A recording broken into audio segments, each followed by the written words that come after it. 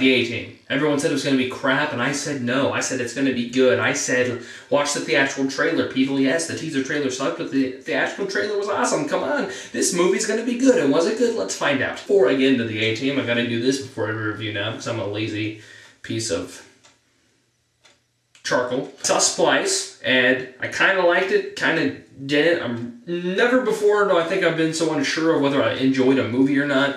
But for the most part, no. For the most part, I'd probably say negative. I'd probably give it like a 5.5 out of 10, maybe a 6.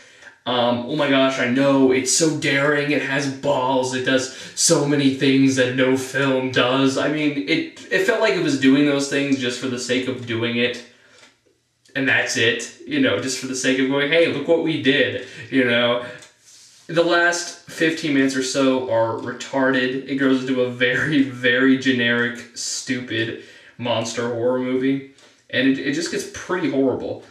But some of it is very good. 2 performances are very good. You know, the first half, I would say, is a lot better than the second half, at least. It does have some really good scenes, but for the most part, I think it's a little overrated. But yeah, 6 out of 10 maybe, because it does have a lot of good stuff in it, but it's very mixed. But A-Team, I don't want to talk about that movie anymore. Now the A-Team.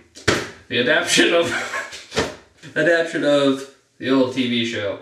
Oh boy. Earlier this year, we saw The Losers. I thought that movie was awesome. I really enjoyed The Losers. I thought it was a lot of stupid fun, and the story is a lot similar to this movie. Now, is the A-Team as good as The Losers? It's basically a tie. It really is basically a tie. I'd probably say I had more fun with The Losers, but just because, for me, the A-Team did really have a slow start. And you'd be like, slow? It starts with like 100 action sequences. Yes, but I did think, I don't know, at least the first like half an hour or so was a lot weaker than the rest of the film. It began with some really poor writing. It often felt like they were trying far too hard to, you know, squeeze in recognition to the TV show. Like, I swear to God, Liam Neeson said, I love it when a plan starts to come together, at least 45 times. Yeah, it took a while. I did get bored here and there, but eventually I really, really liked this movie. I really did like it. It's very flawed. It's very stupid. Some of the camera work and direction sucks. But all of that really is saved due to like one thing, and that is the likability and the charm that the actors bring. Really, there's a lot of really, really funny stuff in this movie.